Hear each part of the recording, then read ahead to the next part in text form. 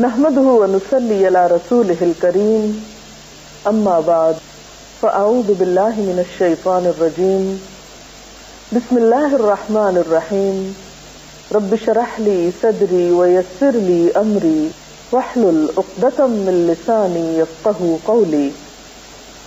ہماری آج کی گفتگو کا موضوع ہے روزے کو نقصان پہنچانے والے امور، یعنی وہ کون سے کام ایسے ہیں، کون سی چیزیں ایسی ہیں کہ جن کے کرنے سے روزہ یا تو ٹوٹ جاتا ہے، ختم ہو جاتا ہے، یا پھر مکروہ ہو جاتا ہے۔ سب سے پہلی بات اس ضمن میں یہ ہے کہ کوئی بھی چیز اگر انسان جان بوجھ کر اپنے حلق سے اسٹمک تک لے جائے تو اس سے روزہ ختم ہو جاتا ہے۔ اسی طرح کچھ اور چیزیں ایسی ہیں جو روزے کی خرابی کا یا روزے کے نقصان کا سبب بنتی ہیں۔ ان میں مثلا کان اور ناک میں اس طرح دوا ڈالنا کہ اس کا اثر حلق سے نیچے تک چلا جائے، یا وہ دوا کان اور ناک کے راستے سے حلق کو پار کرتی ہوئی معدے تک پہنچ جائے، یعنی ایک چیز آپ نے کھائی نہیں لیکن ناک کے راستے وہ وہی عمل کر رہی ہے جو منہ کے راستے کوئی چیز معدے میں داخل کرنے سے ہوتی ہے۔ لیکن اگر کوئی دوا حلق تک نہیں پہنچتی، یا کوئی چیز آپ کان میں ڈالتے ہیں اور وہ حلق تک نہیں جاتی یا حلق سے معدے تک نہیں جاتی، تو اس میں حرج نہیں ہے۔ حضرت حسن رضی اللہ تعالیٰ عنہ فرماتے ہیں روزہ دار کے لیے ناک میں دوا ڈال لینے میں حرج نہیں اگر وہ حلق تک نہ پہنچے، یعنی بعض دوائیں تھک ہوتی ہیں یا صرف ظاہری حصے پر لگائی جاتی ہیں یا شروع کے حصے میں ہی لگائی جاتی ہیں، تو اس سے روزے کو نقصان نہیں ہوتا۔ اسی طرح اگر کوئی شخص جان بوجھ کر قے کرتا ہے، مثلا حلق میں انگلی ڈال کر یا کوئی چیز ڈال کر، تو اس سے بھی روزہ ختم ہو جاتا ہے۔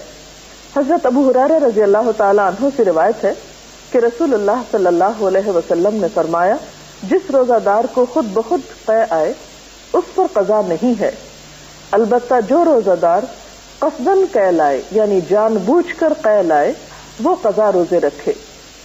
اسی طرح کلی کرتے ہوئے اگر حلق میں پانی چلا جاتا ہے اور حلق سے اندر چلا جاتا ہے تو اس سے بھی روزہ ٹوٹ جاتا ہے۔ حضرت لقیط بن صبرہ سے روایت ہے کہ میں نے کہا یا رسول اللہ صلی اللہ علیہ وسلم وضو کے بارے میں مجھے کچھ بتائیے۔ آپ نے فرمایا وضو پورا کرو، انگلیوں کے درمیان خلال کرو اور ناک میں اچھی طرح پانی ڈالو، لیکن اگر روزہ ہو تو پھر ایسا نہ کرو کیونکہ اس میں اندیشہ یہ ہے کہ پانی حلق سے معدے میں پہنچ جائے گا۔ اسی طرح کوئی ایسی چیز انسان نگل لے جو عادتاً کھائی تو نہیں جاتی لیکن نگل کر معدے تک پہنچ جاتی ہے تو اس سے بھی روزہ ٹوٹ جاتا ہے۔ مثلا کسی قسم کی کوئی لکڑی یا لوہے کا کوئی ٹکڑا یا کوئی کچا دانا وغیرہ، یعنی وہ چیزیں جو عام طور پر کھانے کے لیے استعمال نہیں ہوتی لیکن انسان ان کو حلق تک لے جاتا ہے اور وہاں سے معدے تک وہ پہنچ جاتی ہیں، تو ایسی چیزیں بھی روزے کو فاسد کر دیتی۔ اسی طرح بعض اوقات انسان اگر بھول کر کچھ کھا پی لیتا ہے اور وہ پھر یہ سمجھے کہ اب روزہ تو ختم ہی ہو گیا اور پھر جان بوجھ کے کچھ ساتھ شامل کر لے تو اس سے بھی روزہ ٹوٹ جاتا ہے۔ یعنی صرف بھول کر کھانے سے تو روزہ نہیں ٹوٹتا، لیکن کچھ بھول کر کھایا ہو اور کچھ اور ساتھ شامل کر لیا جائے تو اس سے روزے کا نقصان ہو جاتا ہے۔ پھر اسی طرح دن باقی ہو اور انسان یہ سمجھے کہ شاید سورج غروب ہو چکا ہے اور کچھ کھا لے، یا کوئی اور آواز سن رہا ہو اور اسے شبہ یہ ہو کہ شاید مغرب کی اذان ہو رہی ہے اور اس طرح وہ کچھ کھا لے اور یہ خواہ 5 منٹ پہلے بھی افطار کے ہو تو اس سے بھی روزہ ختم ہو جاتا ہے، اس روزے کی بھی قضا دینا ہوگی۔ پھر اسی طرح ہم دیکھتے ہیں کہ ان تمام چیزوں سے جب روزہ ٹوٹتا ہے تو وہ روزہ جو جان بوجھ کے توڑا جاتا ہے بغیر کسی عذر کے، اس میں صرف قضا ہی نہیں، اس کا کفارہ بھی ہوتا ہے۔ اس کا کفارہ کیا ہے؟ ایک غلام آزاد کرنا، اور اگر غلام نہ ہو تو 60 روزے متواتر رکھنا کہ بیچ میں ناغہ نہ ہو، اور اگر پھر ناغہ کر دیا تو شروع سے پھر 60 روزے رکھنا ہوں گے، یعنی ابتدا سے اسے پھر شروع کرنا ہوں گے اور پورے 60 کرنا ہوں گے. اور اگر کسی شخص میں یہ استطاعت نہ ہو تو پھر 60 مسکینوں کو 2 وقت پیٹ بھر کر کھانا کھلائے، تو یہ جان بوجھ کر توڑنے والے روزے کا کفارہ ہوگا. اب کچھ چیزیں ایسی ہیں کہ ان سے روزہ ٹوٹتا تو نہیں لیکن مکروہ ضرور ہو جاتا ہے. ان میں خاص طور پر ایسے اعمال جن کا تعلق اخلاق سے ہے، مثلا جھوٹ اور غیبت. حضرت ابو ہریرہ رضی اللہ تعالی عنہ سے روایت ہے، قال قال رسول اللہ صلی اللہ علیہ وسلم من لم يدع قول الزور والعمل به فليس لله حاجة ان يدع طعامه وشرابه.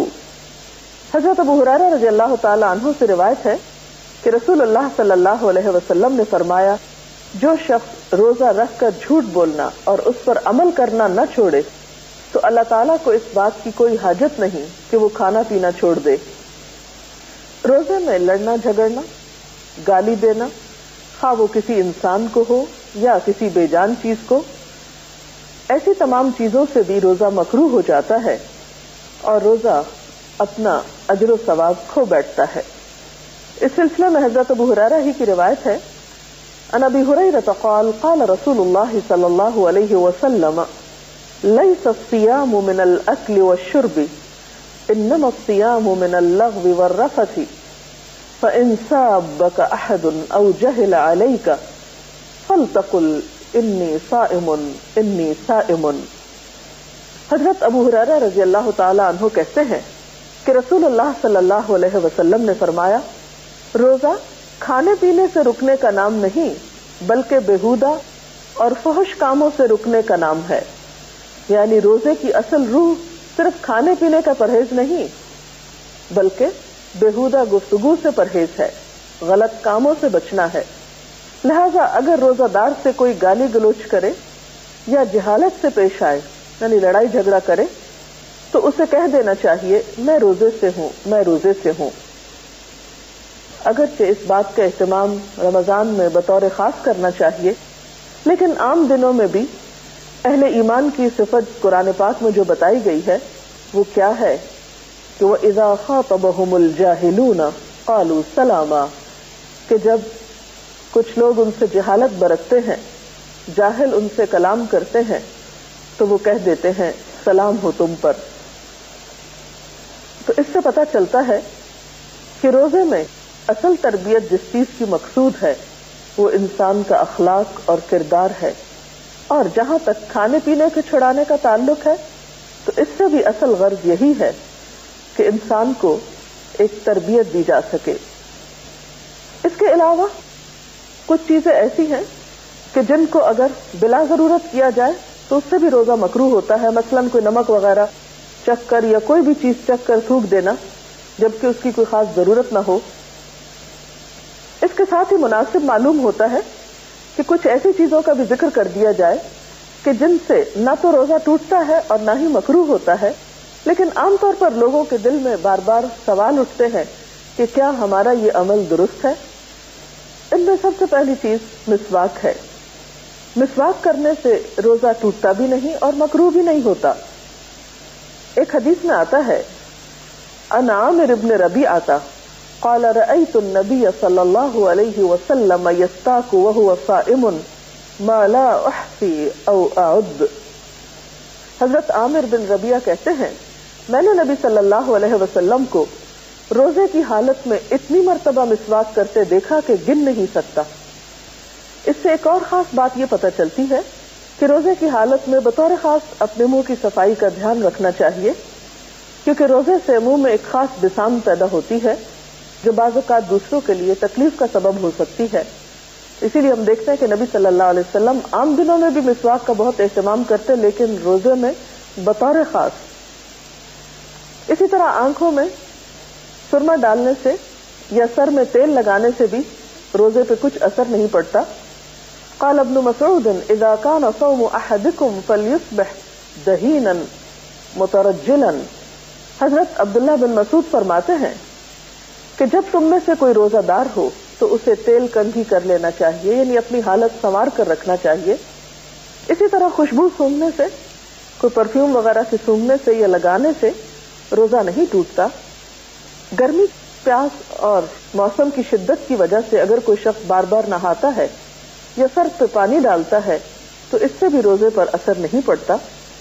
حضرت ابو بکر بن عبد الرحمن کہتے ہیں کہ نبی صلی اللہ علیہ وسلم کے صحابہ میں سے کسی نے کہا کہ میں نے آپ صلی اللہ علیہ وسلم کو دیکھا کہ آپ روزے میں گرمی یا پیاس کی وجہ سے سر پہ پانی بہا رہے تھے، اور آپ جانتے ہیں کہ عرب کی گرمی جو ہے وہ ہمارے ہاں کی گرمی سے بہت شدید ہوتی ہے اور گرمیوں کے روزے کافی سخت ہوتے ہیں۔